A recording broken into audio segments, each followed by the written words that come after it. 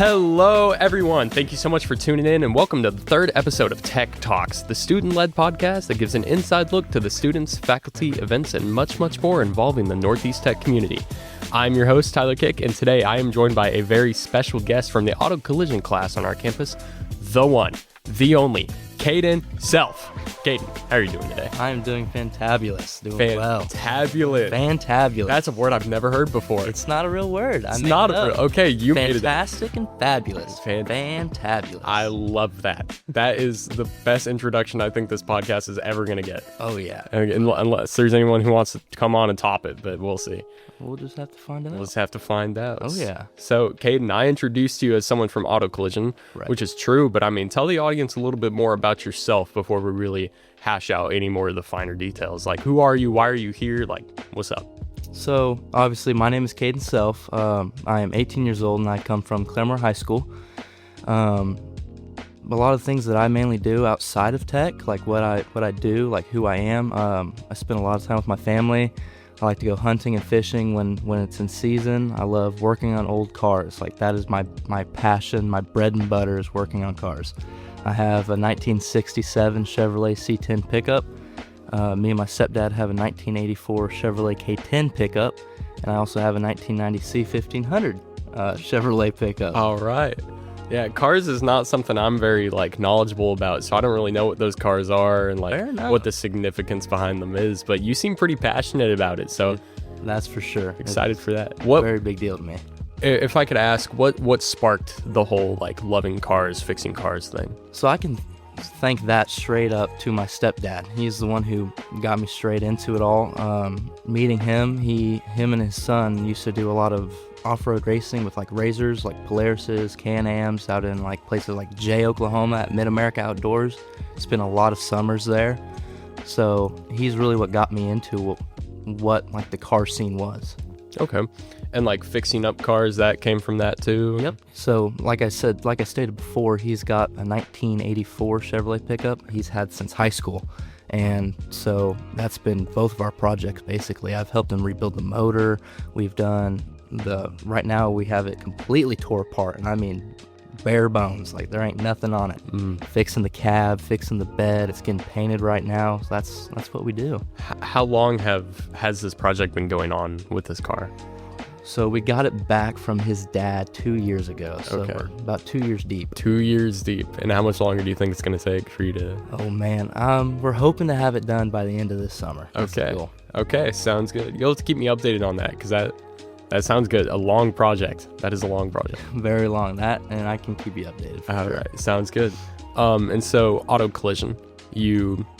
Obviously, you seem interested in cars. That's probably why you chose auto collision. Is there any other reason why you're in the class though, or anything else that sparked your interest? So what really stuck out to me is something since I was a kid I've always admired about cars is the beautiful colors. All the colors, the flakes, the sparklies in them.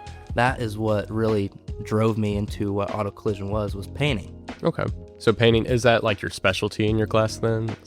I wouldn't say it's my specialty. I mainly do a lot of body work, funny enough, like Bondo, fixing dents, doing that field of things. I have painted a few projects before, like the 84 K10. That's my project that I'm currently painting. Okay, nice. And hold on, I'm trying to think of how to format this. Just painting. I'm just gonna leave it at that. I think you said everything that needs to be said about painting. So right on. Sweet deal. And so is there anything else in auto collision that you do specifically? So I do a lot of prep work, so getting stuff ready to go into the paint booth to get sprayed. So mainly leveling things out, making sure everything is perfectly straight, perfectly flush. Make sure all the body lines are in check, nothing's out of whack, stuff like that. Okay, perfect. And auto collision, how does that differ from auto service? So auto service is mainly your engine, transmission, your drivetrain. Sometimes they do brake systems and the suspension systems. What we do is we make sure that car looks beautiful, showroom ready. That is where we are. So they are the drivability portion. We are the, hey, that looks really good portion. Okay, sweet deal. Painting. The question I was thinking of just came to mind, but it kind of slipped me because of something else you said. But what's your favorite? Sorry, I know it's kind of off topic now, but what's your favorite car color just to look at? Oh man, I love a really good midnight purple with gray ghost flake. That is my favorite color of all time. That is such a detailed answer. I didn't really expect that, Okay. Oh yeah. That's awesome. And I'm guessing, do you have a car with that color or? Not yet. Not yet. I will. Most definitely will. You most definitely will. Okay. I love the yet portion of that. That's awesome. Mm-hmm. So we've talked a little bit about auto collision. But I want to go more into the specifics of you and your role. You told me before we started recording this podcast that you're the president of your class. Right. Yes. So and auto collision works within Skills USA to the extent of my knowledge, but I know they probably don't do it as crazy as some of the other classes do. Right. So as class president, what is some of the stuff you do? Mainly what I do as class president is I at least don't really dip my toes into the Skills USA side. That's usually mostly done by our instructor. He works all of that. What I do is, let's say right before break, we'll have a fun day. We'll cook some food, we'll play some games, we'll do some fun stuff. I'm the one who coordinates that. Who's bringing what, who's cooking what, who's bringing games. That's kind of the stuff that I coordinate. And so with going on field trips like to Darrell Starbird this year, I make sure who's coming, who's paid for, who is not going to want to go, stuff like that. Okay, so you kind of just keep people in check when it comes to school events. Mm-hmm. Okay, that's awesome. So you're kind of like the spokesperson, I'd say, like the contact of your class. Exactly. Outside of your instructor. Yeah. Okay, awesome. Great, I love that. And so Skills USA, that's just not something that you participate in much? No, not really, to be honest with you. Okay. Do you know much about it that you think our listeners could hear?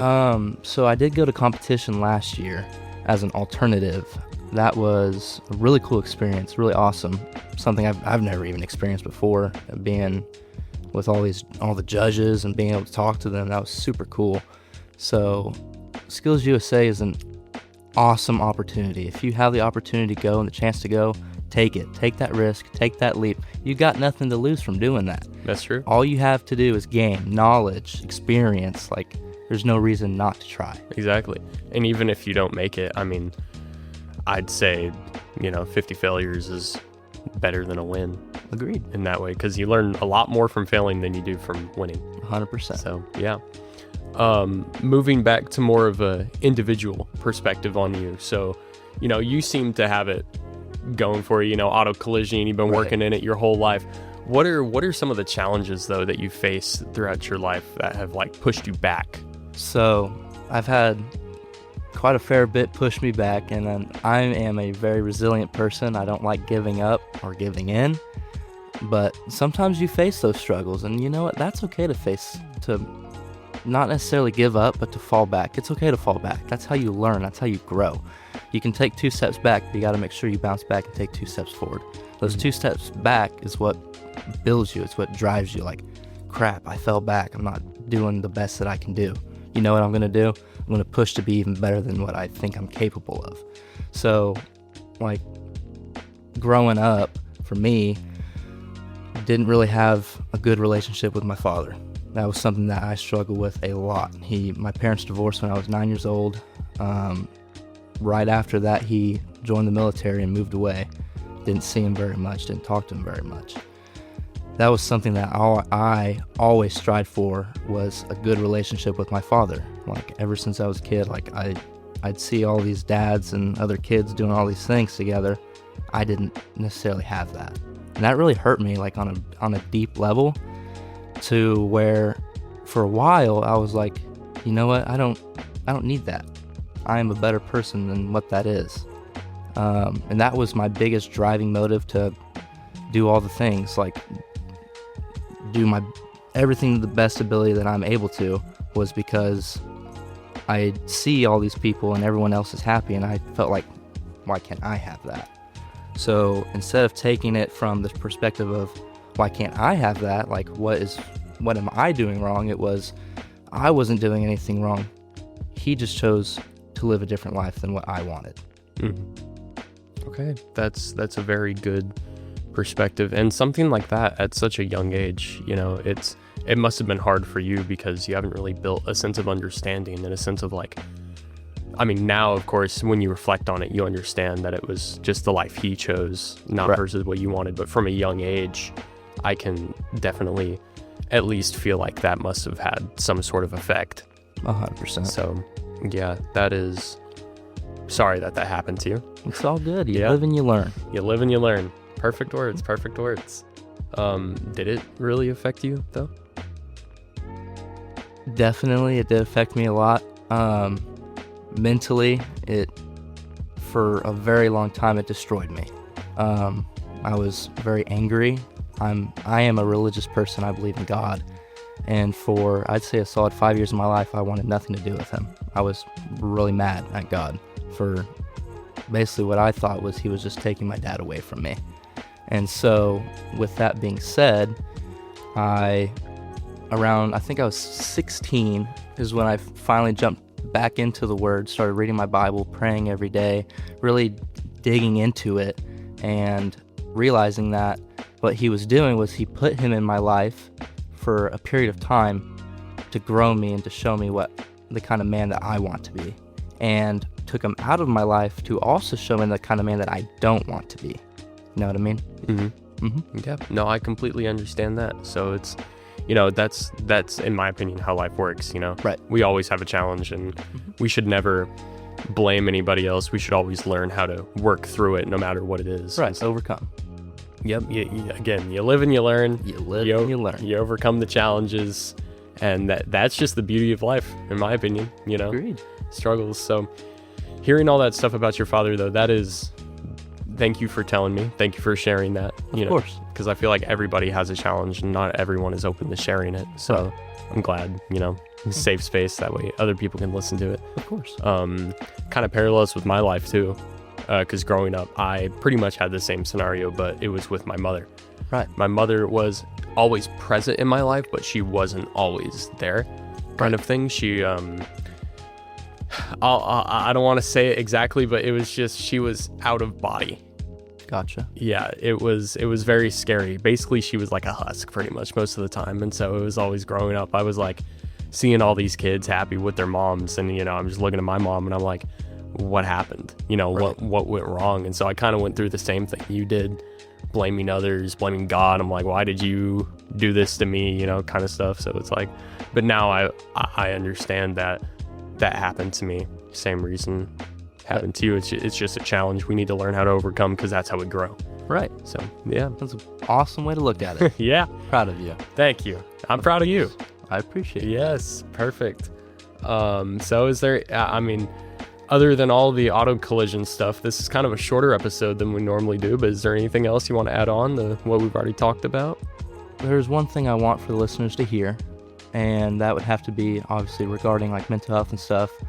You are never alone. You may feel alone in this battle, and it's really hard to understand where you're going when you constantly feel like you're walking down this dark road and you have no light, and you don't see the light at the end of the tunnel.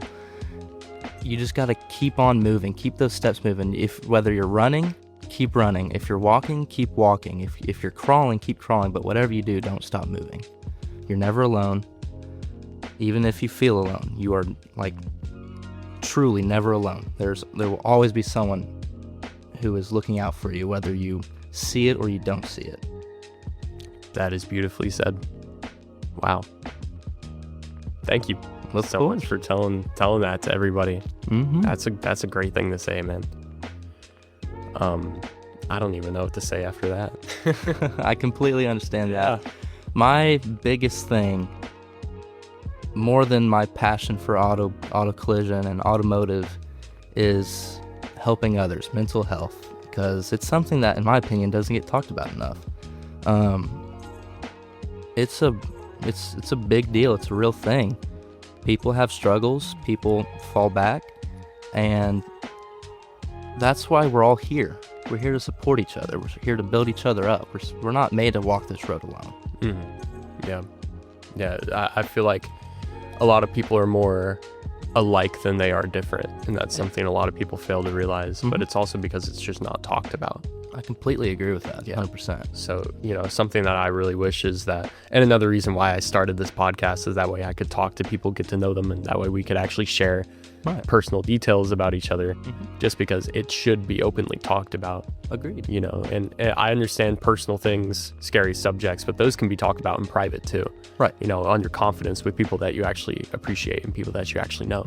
Right. So, it doesn't have to be public, but still, you should still tell someone about problems. So I'll just share one of my own experiences. Last year in October, I went to a place called Laureate. It is a mental health hospital. It's a super awesome facility. I was in a deep dark. I was really struggling, and I felt like I had no one to talk to. I finally told my mom, and she got really scared for me, and that's when I went to Laureate. So what I'm trying to get across is, even though that deep dark is consuming you, reach out to somebody. Like, we are here to help you. We want to see you succeed. Like, truly want to see you succeed, want you to thrive, want you to build yourself and keep moving forward. Yeah, thank you for sharing that experience. Of course. Because, I feel like a lot of people on the outside would see you as like this great outgoing guy, but on the inside it's always a struggle. Yeah. So just check in on people, check in on your friends. To all you listeners right now, I want you to send a message, call someone, tell them you love them, tell them they're cared for, tell them you appreciate them, and tell them you're proud of them. Exactly. Thank you so much, Kaden. Of course. Yeah. I do want to kind of circle back a little bit. We can stay on topic, but I want to talk about Northeast Tech a little bit more. Yeah, of course. Because I kind of want to share one of my own experiences, but tech has helped me find myself so much, especially from like a mental point of view as well. Coming here, like we were talking a little bit before we started recording the podcast, but I described it as like a vacation. Right. An everyday vacation. Just because, we come here and it's just such an awesome experience. There's so many open-minded people that I surround myself with who are always loving and caring, and they always want to help see you succeed, and they give you a place to succeed as well. And I feel like that's something a lot of people don't really realize about Northeast Tech, because they kind of just get in, they're like, oh, this is awesome. But no, you get in and it's like your life's about to change. Right. Do you think the same? I 100% agree. Like we were talking before, for me, it was almost like an escape, a way to take a step back and learn new things, meet new people, learn and talk to my peers about all kinds of different things. It was a good outlet for me. That's a good word. It was a good outlet. Good outlet. Yeah. I think outlets are so important. Agreed. Yeah, they are so important. Like I'm in a class that is kind of relating back to the previous episode I had with Madeline. We talked a lot about art and how art is a very good outlet, just like for expression. And my class is filled with art. I mean, digital art, media, fine art, anything like that. And it's just so nice to be able to come here and express myself, but also in a career sort of way. They're helping me build towards my future while giving me another way to express myself. Right. I don't know how it is much for the other classes, but I mean, I could see it that way. What's your thoughts on that? I completely agree with that. I think every trade, everything here is art. Like from painting a car, that's art. That is someone putting time and effort into making something that they resonate with, like cosmetology, doing hair. That's an art. It all comes down to the bread and butter that everything that you do is a reflection of your passions. Mm-hmm. Yeah, and I definitely agree with that too. Like, I feel like even if you're making, like, for my experience, for an example, just to give, if you're making like a video, but it's for someone else, you're working on their client's rules, you're working on your like, oh, I want this to look this way and that stuff. But still, I feel like I get to expressing myself, because not only is it my own passion creating videos and media and helping other people, see their visions, but I feel like I get my own little creative spin on it sometimes as well. Yeah. Because I'm the one that they're choosing to work with, so of course they trust me with my decisions. I don't know how it is much with a trade in that aspect, but I feel like it's got to be somewhat the same.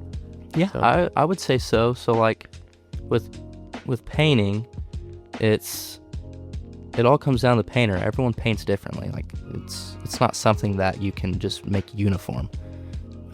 Everyone learns it differently. Mm-hmm. So it really, in my opinion, really is like an art.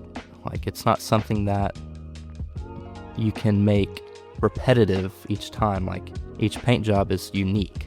Like it's not going to be the same thing over and over again. Like there's going to be blemishes, fish eyes, like this and that, where you got to do extra work to sand it out, make it look good again, and sometimes you even have to respray. Like that happens all the time.